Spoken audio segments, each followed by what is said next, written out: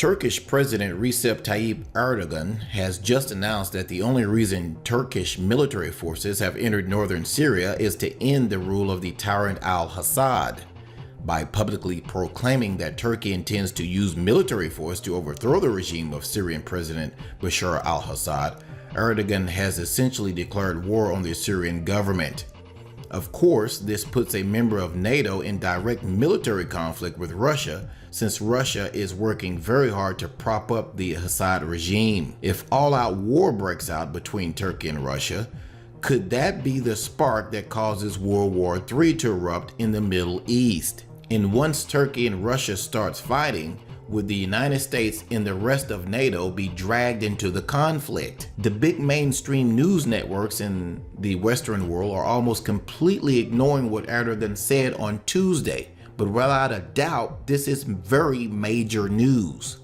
Now, the following comes from a Turkish news source. The Turkish military launched its operations in Syria to end the rule of Syrian President Bashar al-Assad, President Recep Tayyip Erdogan said on November 29th. In my estimate, nearly 1 million people have died in Syria. These deaths are still counting without exception for children, women, and men. Where is the United Nations? What is it doing? Is it in Iraq? No. We preached patience but could not endure in the end and had to enter Syria together with the Free Syrian Army, or the FSA. Turkish military forces have initially invaded northern Syria on August 24th of 2016, and at the same time we were all told that the purpose of the invasion was to fight ISIS.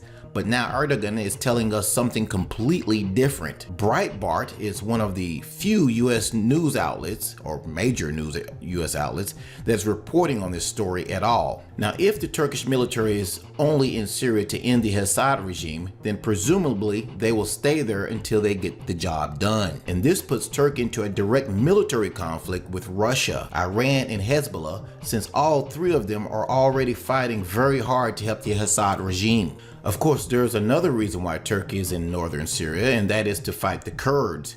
In fact, the Kurds in Turkey are both rushing to capture a little city northeast of Aleppo called al-Bab, which is currently controlled by the Islamic State. But most people in the Western world don't know that Turkish soldiers are already dying in Syria. Here in the United States, tens of millions of Americans are hailing a new era of peace and prosperity now that Donald Trump has won the election.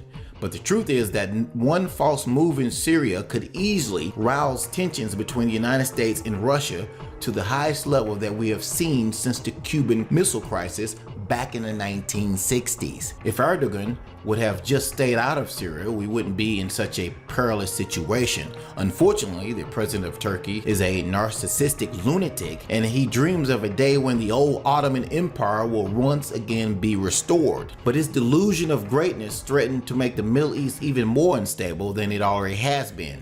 In addition to his remarks that we mentioned earlier on Tuesday, Erdogan also called on all Muslims globally to embrace the Palestinian cause and protect Jerusalem. Most people in the Western world pay very little attention to Erdogan, but the truth is that he is a madman that is often referred to as Turkey's version of Adolf Hitler. He is extremely ambitious, extremely narcissistic, and he is a warmonger. That is a very dangerous combination, and I believe that it is only a matter of time before he starts a major war in the Middle East. Now, this is a very serious situation over there. Somebody needs to get this guy under control. But unfortunately, the Obama administration has been very hesitant to confront Erdogan about his outrageous behavior. When Erdogan openly stated that the Turkish military is in Syria to overthrow the Assad regime back on Tuesday, that was like lighting a match in a room that has already been doused with propane or gasoline. He needs to immediately retract those comments, because his unique brand of lunacy has now brought us very dangerously close to the start of a real World War III. What do you think? Is this just Turkey showboating its military? Or could this situation over in Syria actually and factually lead us to World War III? Post your comments below this video. Thanks for watching.